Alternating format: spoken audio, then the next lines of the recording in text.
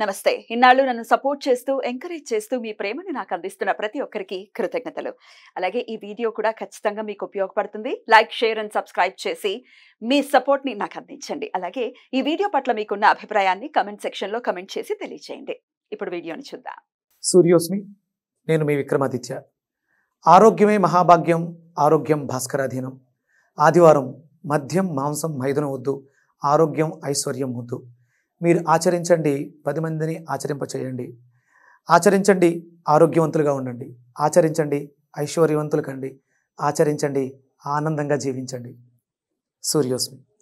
నమస్తే, welcome to our channel. నేను పద్మిని. ప్రస్తుతంతో పాటు ప్రముఖ ఆధ్యాత్మికవేత్త, సూర్యోపాసకులు, Sun Spiritual Society founder Vikramaditya garu మనతో పాటు ఉన్నారు. మాట్లాడదాం. సార్ నమస్తే. సార్ సూర్యోస్మి తల్లి. సార్, రెండవ రోజు దేవీ నవరాత్రుల్లో భాగంగా రెండవ రోజు అమ్మవారిని ఏ రూపంలో కలవాలి, అలాగే ఒక వెజిటబుల్ థెరపిస్ట్ గా ఏ వెజిటబుల్ ద్వారా అమ్మవారికి నైవేద్యంగా దాన్ని సమర్పించి మనం దాన్ని ప్రసాదంగా గనక స్వీకరణ చేస్తే ఎటువంటి సమస్యల నుంచి అధిగమించేటటువంటి పరిస్థితి ఖచ్చితంగా ఉంటుంది అనేది, ఈ విషయాలన్నీ ఒక్కసారి మీ ద్వారా.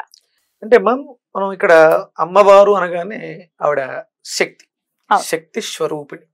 సృష్టి ప్రారంభమై మనం ఒక నెల గడిచి రెండవ నెలలో రెండవ రోజులో ప్రయాణం చేస్తూ ఉన్నాం. ఆవిడను అనుసరిస్తూ ఆవిడని శక్తి స్వరూపంగా ఆరాధిస్తున్నాం. కాబట్టి మనం శక్తిహీనంగా ఉన్నాం. అంటే మనం చేస్తున్న పనుల వల్ల మన శక్తి తగ్గిపోయింది. అలాగే ప్రకృతిలో దుష్టశక్తులు విజృంభిస్తూ ఉంటాయి. కాబట్టి అమ్మవారు కంటికి రెప్పలా మనల్ని కాపాడడం కోసం ఆవిడ ఆరాధనలో ఆవిడ అంటే ఇప్పుడు స్తుతించడం వల్ల ఏమొస్తుంది?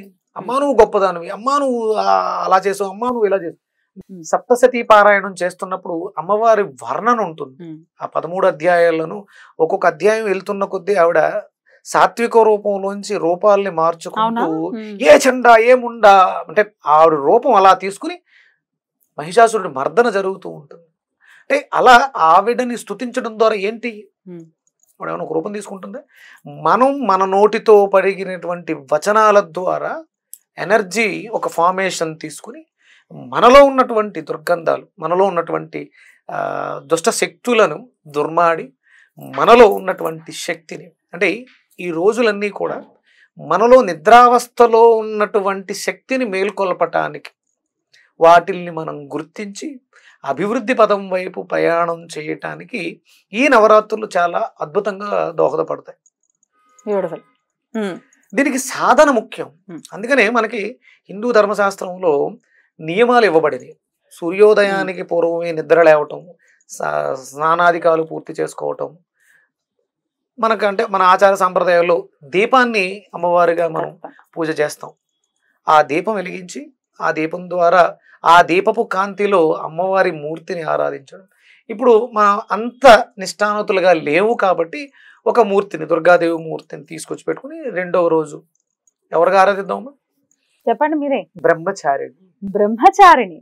అంటే ఇక్కడ బ్రహ్మము, ఆచారము అంటే దానికి ఏదో ఒక నియమం ఉంటుంది. అంటే మనం జీవితంలో అభివృద్ధి చెందాలి అంటే, దేన్నైనా సాధించాలంటే బ్రహ్మచర్యం అంటే బ్రహ్మ అంటే తలరాత. నీ తలరాతని నువ్వే రాసుకోవడానికి ఒక ఆచార సాంప్రదాయాన్ని పాటించు, నియమనిష్టలతో ఉండు. అక్కడ వస్త్రాల గురించి మాట్లాడడం జరుగుతుంది. ఆవిడ తెల్లటి వస్త్రాలు ధరించి చేతిలో కమండలం, జపమాల. అంటే ఏంటి? నామాన్ని జపిస్తూ. మరి కమండలం ఎందుకు? మనం ప్రోక్షణ చేసుకోవటానికి ఆపో భవంతు పీతయే సంయోరభిస్రవంతునః. నేను ఏదైతే ఉదకం తీసుకుంటున్నానో అది నా లోపల బయట కూడా శుద్ధి చేసి నన్ను ఉద్ధరింపుగాక అని.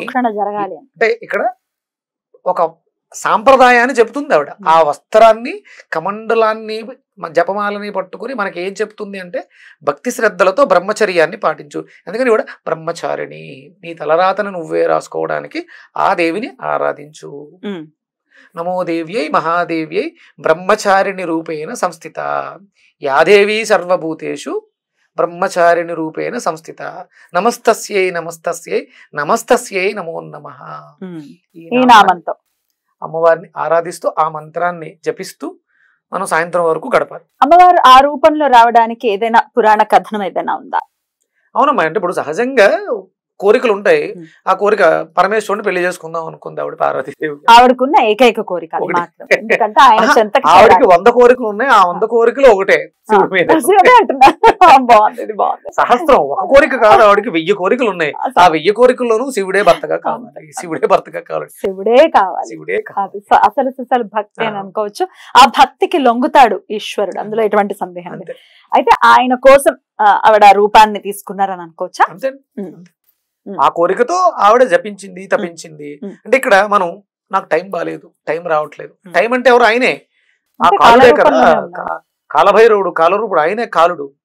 ఆయన కోసం ఆవిడ చేసింది, ఆవిడ రూపంలో మనకు చెప్పింది. మనం కూడా అమ్మవారిని అనుసంధానం చేద్దాం. అమ్మవారు దేన్ని అనుసరించింది? జపాన్ని అనుసరించింది, బ్రహ్మచర్యాన్ని అనుసరించింది, నామాన్ని అనుసరించి ఆవిడ కోసం చేస్తుంది. ఆయన ఆవిడ దగ్గరకు వస్తారు కదా, ఆవిడని ఆరాధిస్తే ఆవిడ ఆయన తీసుకుని మన దగ్గరకు వచ్చేస్తుంది. ఖచ్చితంగా తల్లి కదా, మరి తల్లి కదా. అంటే అది కారుణ్యమూర్తి. లోక కళ్యాణార్థం ఆవిడ కోరుకున్న వెంటనే జన్మనిస్తుంది, మనకి జన్మిస్తుంది కూడా. జన్మనిస్తుంది, జన్మిస్తుంది కూడా. రెండు జరగాలైతే కాలం కలిసి రావాలి అనుకున్నప్పుడు డెఫినెట్ గా మనం అనుకున్నది జరగాలి అనుకున్నప్పుడు అది ధర్మబద్ధం అయి ఉంటే ఖచ్చితంగా జరుగుతుంది. ఇది అమ్మవారిని అడుగుతున్నప్పుడు ఆలోచించి అడుగుతాం, దగ్గర పెట్టుకున్నాడు. ఎలా అయినా అడుగుతాము, కానీ ఒకవేళ విచక్షణారహితంగా అడిగితే మాత్రం దెబ్బలు తప్పవు. అంటే అది కూడా ఇచ్చేస్తామ్మా. ఏదైనా ఆవిడ కారుణ్య రూపిణి కాబట్టి ఇచ్చేస్తుంది, ఫలితాన్ని అనుభవించాలి. అందుకని అది కోరుకున్న కోరిక దాన్ని మనకి మంచి చేస్తుందా చెడు చేస్తుందా ఆలోచించి కోరుకోవడం ద్వారా ఫలితాలు అనుభవిస్తాం. నిప్పును ముట్టుకోవచ్చా ముట్టుకోవద్దా అనేది మన మీద. అమ్మా నేను నా మిత్రుడి మీద నిప్పేసేద్దాం అనుకుంటున్నాను అంది, అనగానే టక్కని తీసుకొచ్చి నిప్పు చేతిలో పెట్టింది, వేసేయంది. ఫస్ట్ కాలే నువ్వే. బాగుంది. అంటే ఆవిడ చెప్పి ఎవరు నాన్న వద్దురా, తప్పు ఆడి మీద ఇస్తే బాగోదని చెప్పుద్ది. తప్పు ఎందుకు ఆడి మీద క్షమించేస్తే పోద్ది కదా అని చెప్పుద్ది. లేదమ్మా నేను వేసే అయితే అంది. ఎక్కడ అనకాలేదు, ఆవిడ వేసే అని చేతులు పెట్టేసి.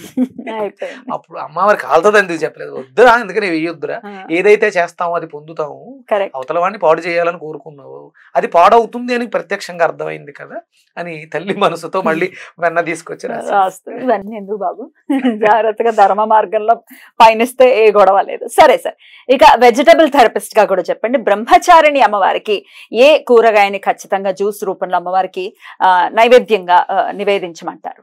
అంటే మనలో కోరికలు తగ్గాలి అంటే కామ క్రోధ లోభ మోహ మదమాత్సల్యాలనే కోరికల్ని మనం శాంతింప చెయ్యాలి అంటే మనకి ఎసిడిటీ ఎక్కువగా ఉన్నప్పుడు కోరికలు విపరీతంగా, ఆకలి విపరీతంగా వేసేస్తాం. ఆకలిని మనం అంత త్వరగా అధిగమించలేము.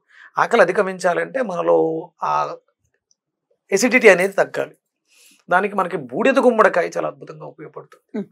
ఆ బూడిద గుమ్మడికాయ జ్యూస్ని, అంటే ఆవిడకి కూష్మాండ రూపం కూడా ఉంది అమ్మవారు, ఆ రూపంలో కూడా ఉంటుంది. అంటే ఇక్కడ మళ్ళీ ఆవిడే మన లోపలికి వెళ్ళి కూష్మాండ శక్తిగా, ఇక్కడ మనకి బయట దొరుకుతుంది ఆయుర్వేద షాపుల్లో కూష్మాండ లేహ్యం అని, దాన్ని నివేదన చేయొచ్చు. లేదంటే మనం మంచి బూడిద గుమ్మడికాయని తీసుకొచ్చి బెల్లం పానకం పట్టి ఈ ముక్కలు అందులో వేయడం ద్వారా కూష్మాండ లేహ్యం తయారవుతుంది. దాన్ని అమ్మవారికి నివేదన చేసి మనం స్వీకరించవచ్చు. లేదు చెరుకు రసంతో బూడిద గుమ్మడికాయ జ్యూస్ చేసి అమ్మవారికి నివేదన చేసి ఆ ప్రసాదాన్ని తీర్థంగా స్వీకరించవచ్చు. బ్యూటిఫుల్, అద్భుతంగా వివరించారు. బ్రహ్మచారిణి అమ్మవారి ఏదైతే ఆ మార్గంలో వెళ్ళారో ప్రేమని పొందచ్చు అనే విషయాన్ని నెక్స్ట్ వీడియోలో తెలుసుకుందాం. థ్యాంక్ యూ సార్, నమస్తే. సూర్యోస్మి.